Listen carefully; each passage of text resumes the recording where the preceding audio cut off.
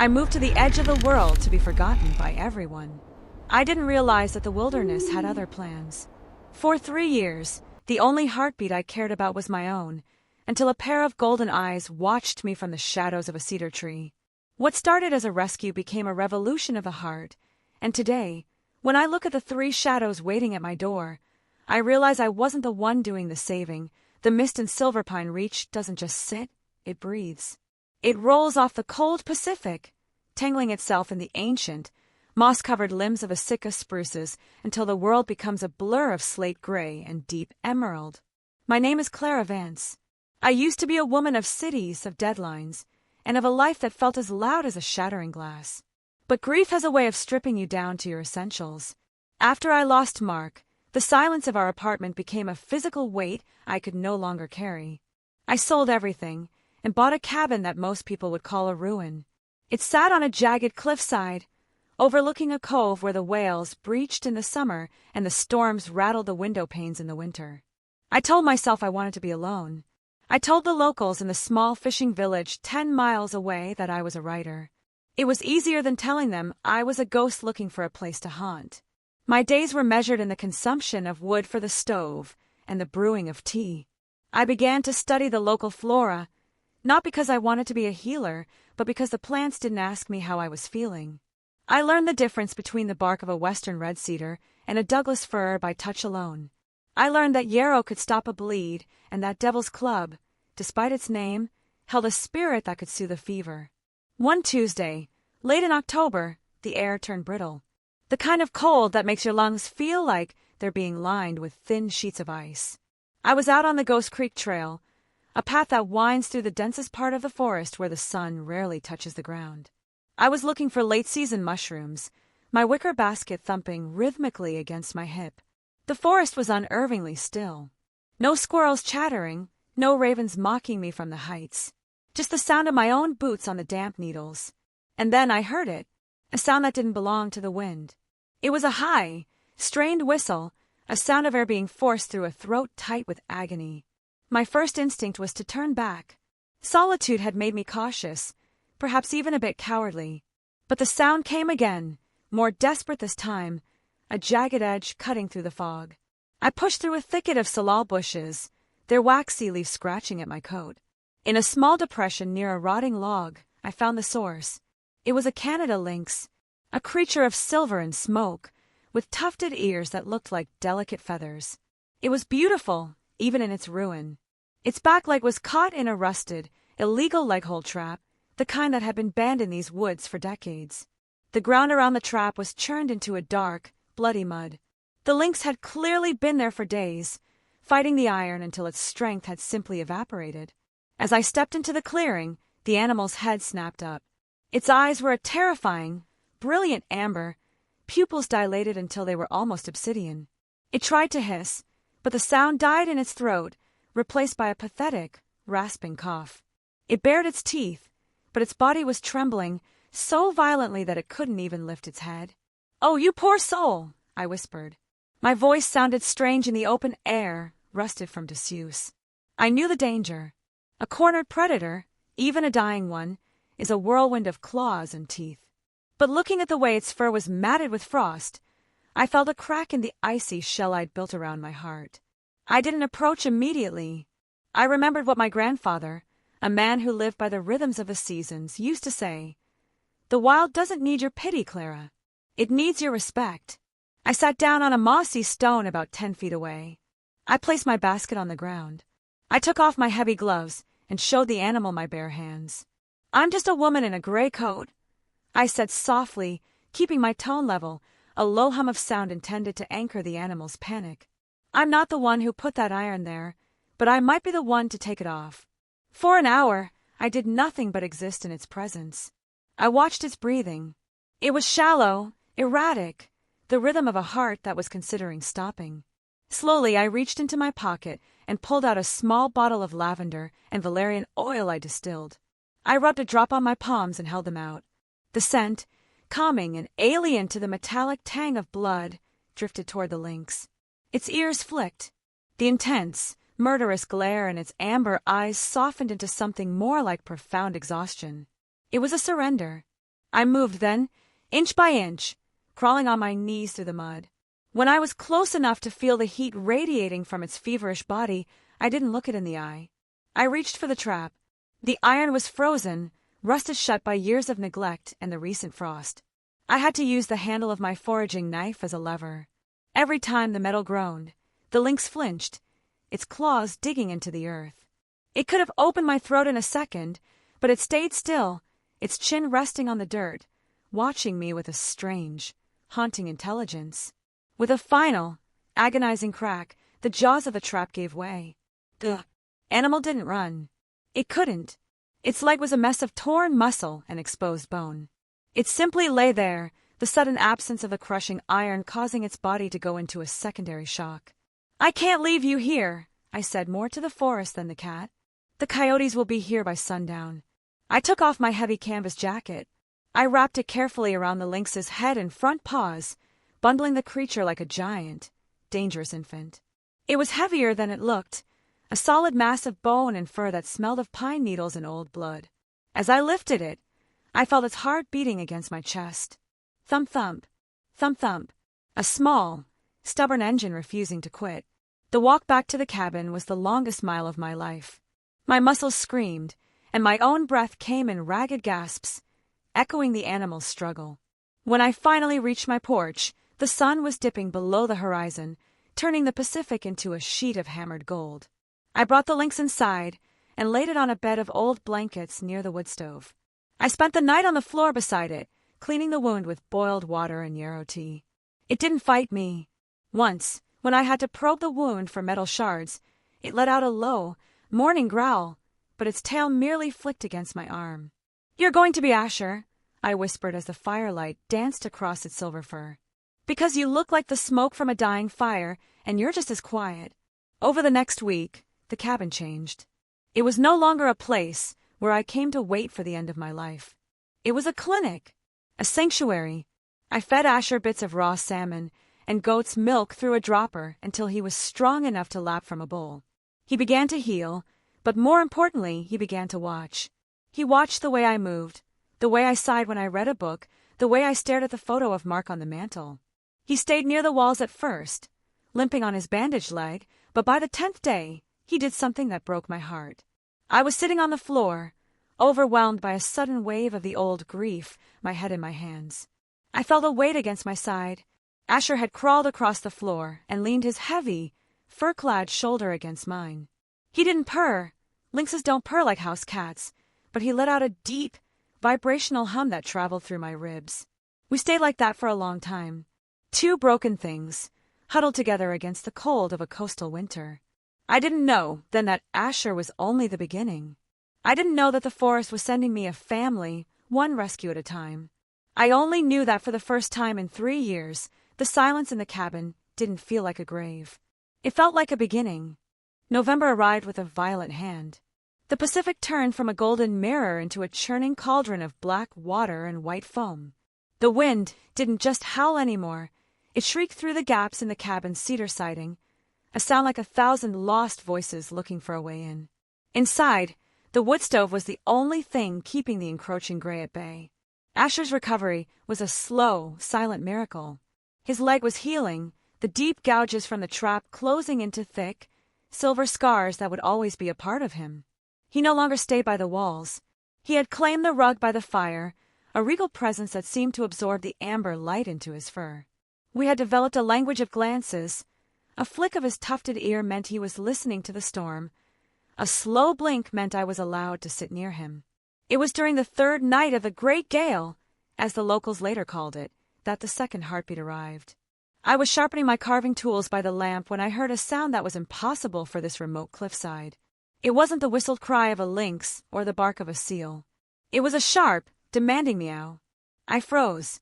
Asher's head snapped up, his pupils narrowing into thin slits of gold. His body went from a state of rest to a coiled spring and a heartbeat. I walked to the door, my hand trembling on the latch. When I pulled it open, the wind nearly tore the hinges off. There, huddled against the threshold, soaked to the bone and shivering so hard she looked like a vibrating shadow, was a cream-colored domestic cat. She was tiny, her ribs visible through her matted, salt-crusted fur. She looked like she had walked 100 miles through the salt marshes and the pine barrens. Before I could even reach down, she darted between my legs, straight into the warmth of the cabin. She didn't stop until she was 3 feet away from Asher. The scene was a standoff that felt like it lasted a century. A 20-pound predator of the high forest facing off against a 5-pound ball of wet fluff.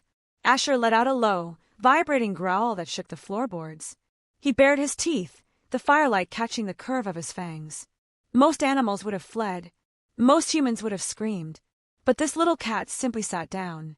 She began to lick a wet paw, her amber eyes, almost the same shade as Asher's, fixed on him with a terrifyingly calm intensity. It was as if she were saying, "I have survived the ocean and the wind. Your teeth do not scare me." After a moment, she let out a soft, conversational chirp, walked directly over to the lynx, and curled up 2 inches away from his paws. Asher was baffled. He looked at me, then back at the small creature, his ears rotating in confusion. The predatory instinct was there, but it was being overridden by a profound sense of what on earth is this? Slowly, the tension left his shoulders. He didn't move closer, but he didn't strike. He simply laid his head back down, watching her with one wary eye. I named her Pip, not because she was small, but because she was like a pip of light in a very dark season. Pip didn't need a rescue in the same way Asher did. She didn't have a broken bone. She had a broken spirit. I found out later that a summer family had likely left her behind at a nearby campsite, thinking a house cat could figure it out in the wild. They had no idea that figuring it out meant nearly starving to death while being hunted by owls and coyotes. In the days that followed, Pip became the bridge. She was fearless. She would rub her cheek against my hand, then immediately go and rub her cheek against Asher's scarred leg. She was teaching him that touch didn't always mean a trap. She was teaching me that I could be needed by more than just my own sorrow. I started spending my mornings in the small greenhouse attached to the back of the cabin. I was growing the medicinal herbs I had studied, comfort for bones, valerian for the nerves, and a rare coastal lavender. Pip would sit on the wooden bench, watching me sort seeds. Asher would sit at the glass door, his massive silhouette a guardian shadow against the forest. One afternoon, while I was tending to a tray of seedlings, I felt that familiar, heavy ache in my chest. It was Mark's birthday. The silence of the cabin usually became unbearable on days like this. I sat on the dirt floor, my back against the brick planter, and let the tears come. I felt like an island being eroded by a cold tide. Then I felt it. A soft, wet nose against my ear. Pip had hopped down and was purring, a loud, rhythmic sound that cut through the fog in my head. And then the glass door creaked. Asher, who usually never entered the greenhouse because of the humidity, stepped inside. He walked over with a slight limp, his huge paws silent on the brick. He didn't lean against me like he did before. Instead, he dropped a small, dried pine cone he had been playing with right into my lap. It was a gift, or perhaps it was a reminder. Life goes on, Clara. Even when the world is cold, even when the iron bites, even when the humans leave you behind. I picked up the pine cone and held it against my heart. The lynx and the house cat sat on either side of me, a silver shield and a cream-colored anchor. As the storm outside finally began to break, a single ray of winter sun pierced through the greenhouse glass, hitting the purple buds of the lavender. I realized that I wasn't just surviving anymore. I was building something. But the forest wasn't done with me yet. That night, Asher didn't look at the fire. He stood at the window, staring into the dark woods, his tail twitching with a new kind of urgency. Something else was coming. Something smaller, more fragile, and in desperate need of a miracle. The transition from November to December in the Reach isn't a change in weather. It's a change in the soul of the forest. The air becomes heavy with the scent of frozen cedar and the sharp, metallic promise of snow. Asher had been restless for 3 days, his silver ears constantly swiveling toward the Ghost Creek Trail, his body a coiled spring of anxiety. On a Tuesday morning, when the frost had turned the moss into brittle glass, Asher didn't wait for me to open the door. He stood by the heavy oak entrance and let out a sound I had never heard, a deep, resonant yowl that vibrated through the very foundations of the cabin. It wasn't a warning to stay away, it was a call to action. I grabbed my heavy wool coat and my medical kit, sensing the urgency in his golden eyes.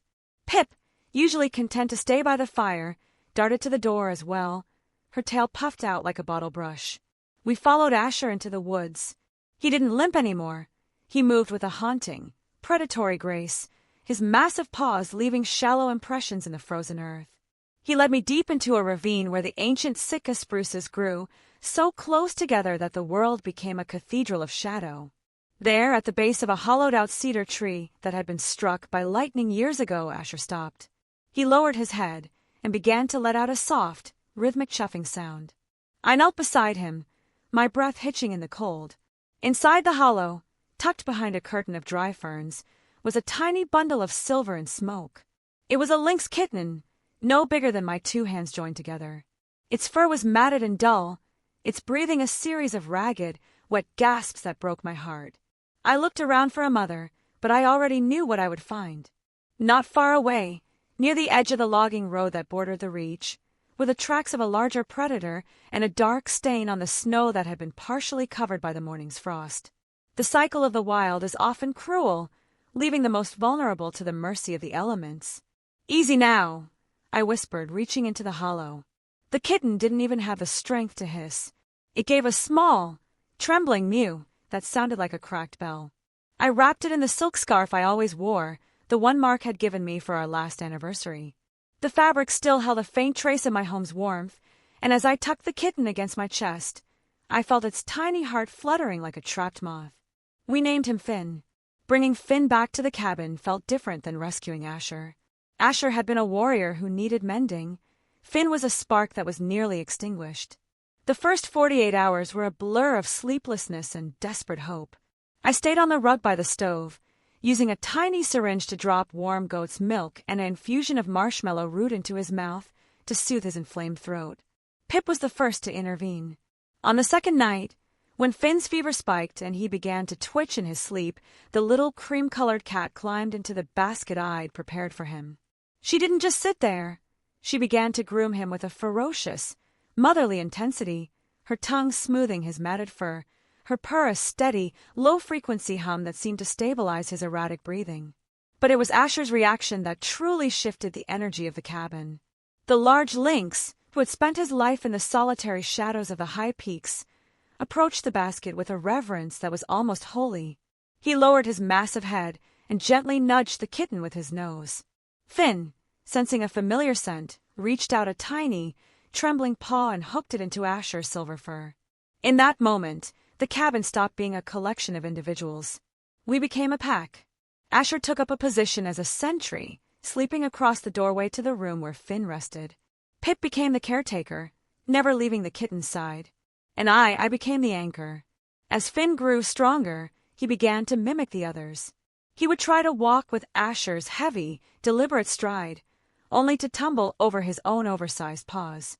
He would attempt Pip's high-pitched chirps, his voice slowly gaining the wild resonance of his own kind. Watching them together, I realized that grief had blinded me to a simple truth. Healing isn't just about the absence of pain, it's about the presence of connection. One evening, as the first true blizzard of the year began to bury the reach in a blanket of white, I sat in my chair with a cup of tea. Asher was at my feet, Pip was on my lap, and Finn was perched on the back of the chair, his tufted ears batting at my hair. The wind screamed outside, trying to find a crack in our sanctuary, but inside, the air was warm and smelled of dried lavender and life. I looked at the three of them and felt a strange, quiet peace. I had come to Silverpine Reach to die in slow motion, but these three souls, the broken warrior, the fearless bridge, and the fragile echo, had demanded that I live. They weren't just animals I had saved. They were the guardians of my own heart, and for the first time since the world went dark, I found myself looking forward to the morning. By mid-January, the world outside the cabin had vanished beneath 3 feet of powder, leaving only the dark, jagged skeletons of the trees to mark the horizon. Inside, my life had become a rhythmic dance of wood smoke and fur. Asher's leg was strong enough now that he could leap onto the high cedar beams of the ceiling, watching us from above like a silver gargoyle. Finn was no longer a trembling scrap of silk. He was a ball of chaotic energy, constantly wrestling with Pip's tail or trying to hunt my wool socks. But our isolation was a fragile thing. My supplies were dwindling, the dried fish was low, and I was nearly out of the specialized antiseptic I'd been using for Finn's lingering respiratory cough. I knew I had to venture into Oakhaven, the small fishing village 10 miles down the coast. I hadn't been there in months, and in a town that's small, absence is a louder sound than a shout. I left the three of them behind with a heavy heart, barring the door and leaving the wood stove dampened down. As I snowshoed down the trail, the silence of the forest felt heavy, as if the trees were watching me leave, wondering if I would bring the outside world back with me. Oakhaven smelled of salt, diesel, and old wood. When I stepped into Miller's general store, the bell above the door rang with a sharp, accusatory chime. The two men sitting by the potbelly stove, Silas, a retired logger with skin like weathered bark, and a younger man named Elias, stopped talking immediately. Their eyes didn't just look at me, they searched me. "Miss Vance," Silas said, his voice a low rumble. "We were starting to think the Reach had swallowed you whole. Haven't seen your truck since the first frost." I gave a tight, polite smile and began gathering my supplies: oats, kerosene, a bag of high-quality cat food, and a specific list of medicinal tinctures from the back shelf. I felt their gaze on the cat food and the heavy bandages I was buying. "Hear there's been some strange activity up your way," Elias said, leaning back in his chair. "My cousin was out tracking elk near Ghost Creek last week. Said he saw tracks he couldn't quite place. Huge cat tracks, but they didn't look like they were hunting. Said they looked like they were patrolling." My heart hammered against my ribs. A trapped bird. "The Reach is full of wildlife, Elias." "That's why I moved there," I replied, my voice steadier than I felt. Silas narrowed his eyes.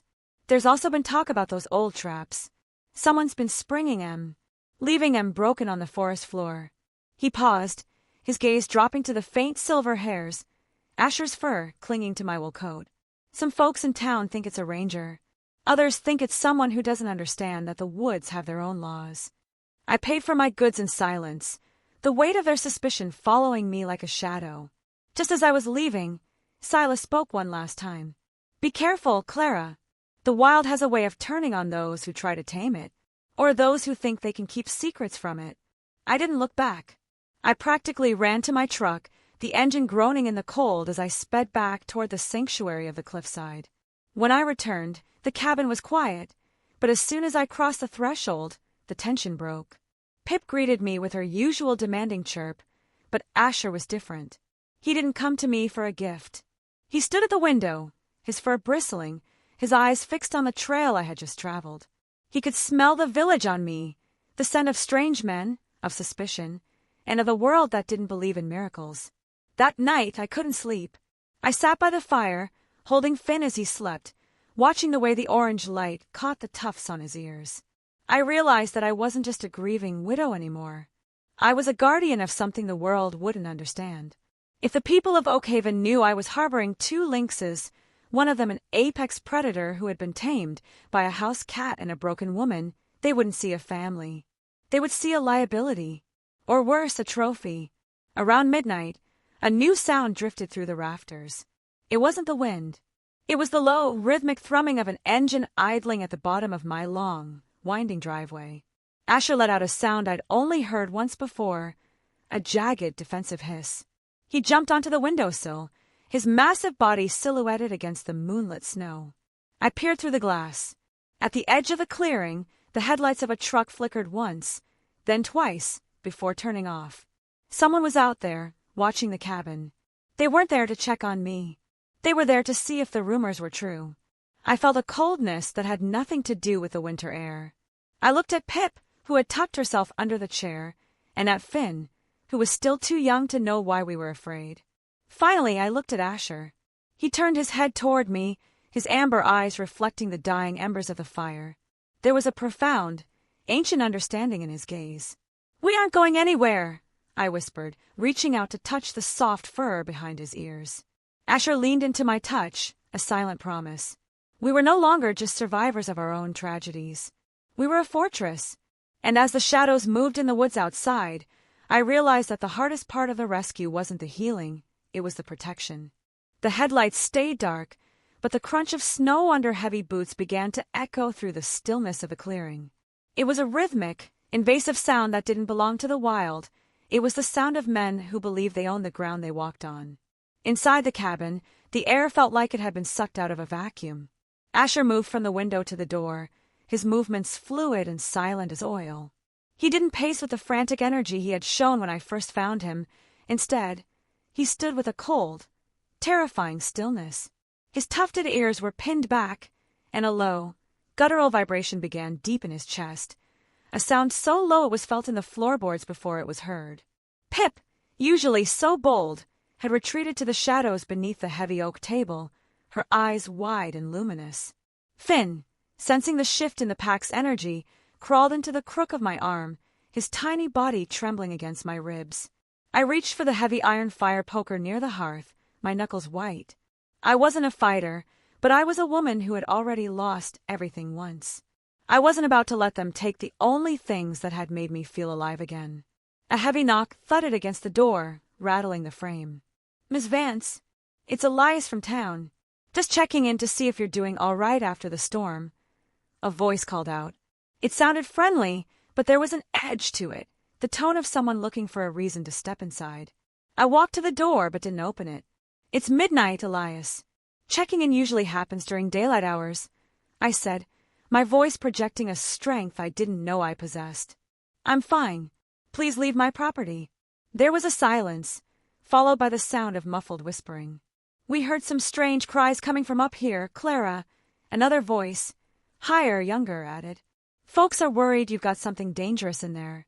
Something that shouldn't be kept in a residential zone. We just want to make sure you're safe." Asher's growl intensified, becoming a jagged snarl.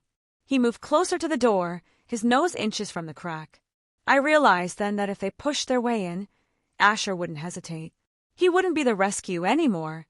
He would be the predator, and the consequences for him would be lethal.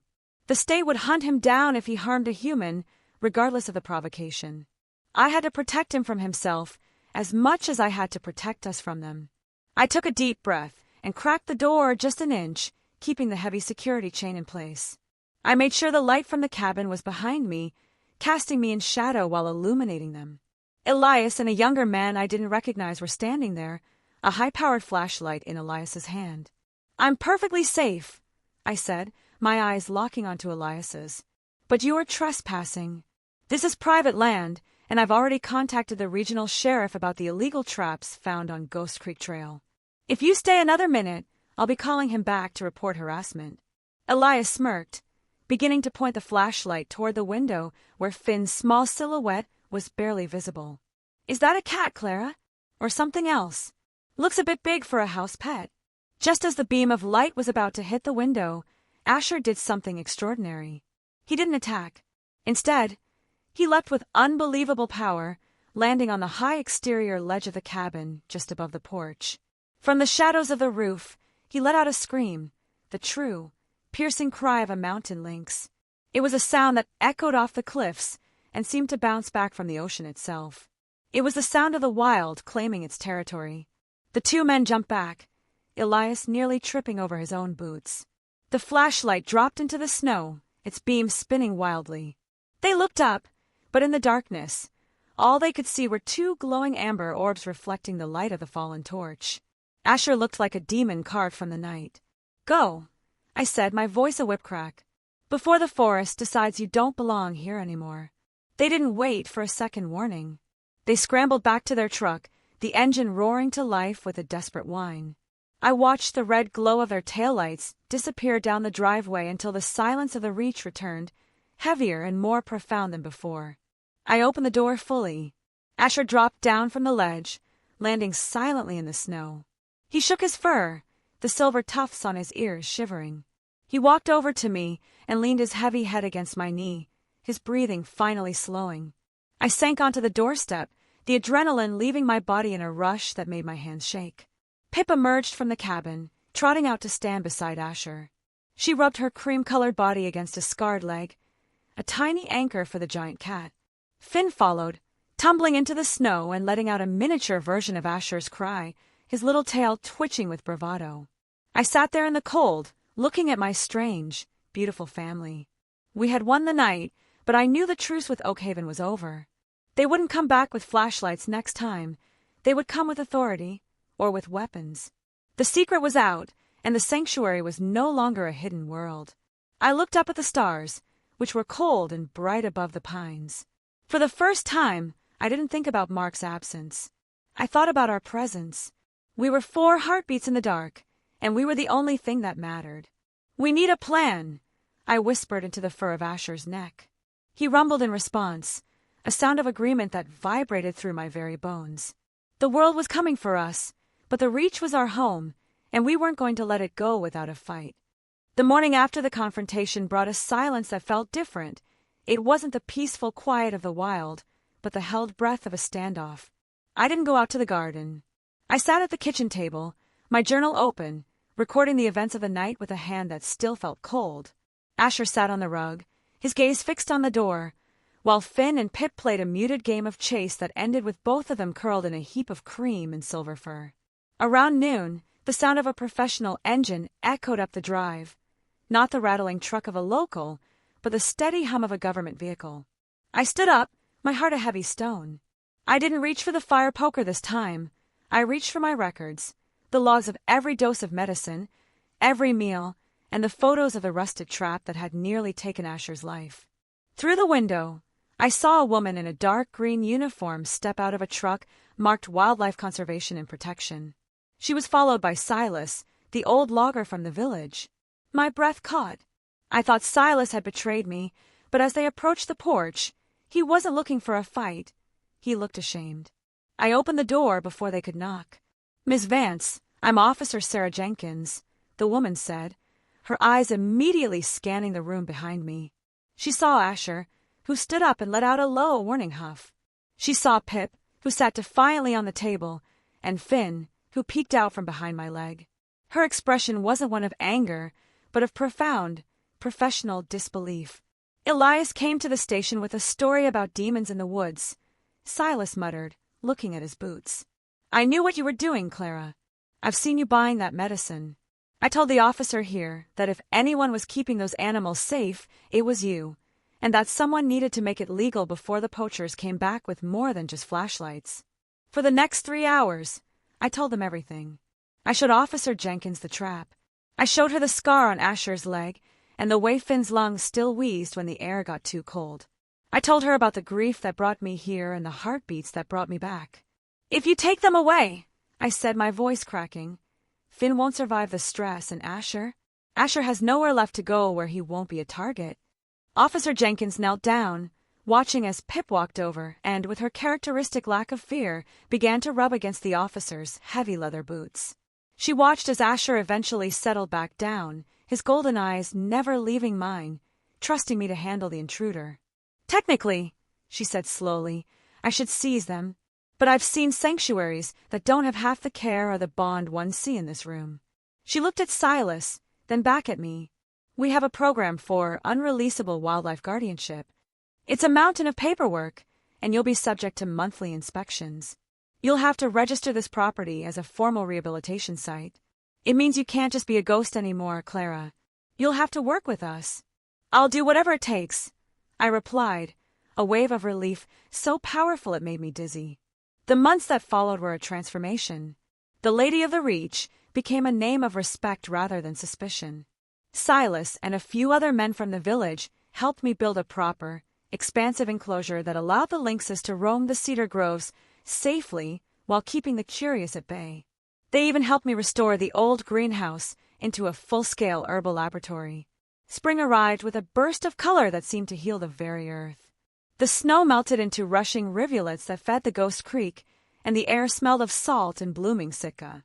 One afternoon, I walked out to the edge of the cliff with my 3 companions. Asher walked with a slight, permanent limp, a silver shadow at my side. Finn, now a teenager in lynx years, was nearly as big as Pip, his tufted ears twitching at every bird song. Pip, the true queen of the Reach, rode on my shoulder like a cream-colored epaulet. I knelt by the stone wall I had finished building. In the center of the garden, a single flower had bloomed that I hadn't planted, a pale purple coastal lily, a rarity in these parts. It looked like a spark of spirit caught in the soil. I touched its petals and thought of Mark. For the first time, the memory didn't bring a sharp pain, but a warmth, as if he were watching this strange, wild family and smiling. "We're okay now," I whispered. Asher let out a deep, vibrational hum, leaning his weight against me. Finn let out a playful chirp, and Pip purred into my ear.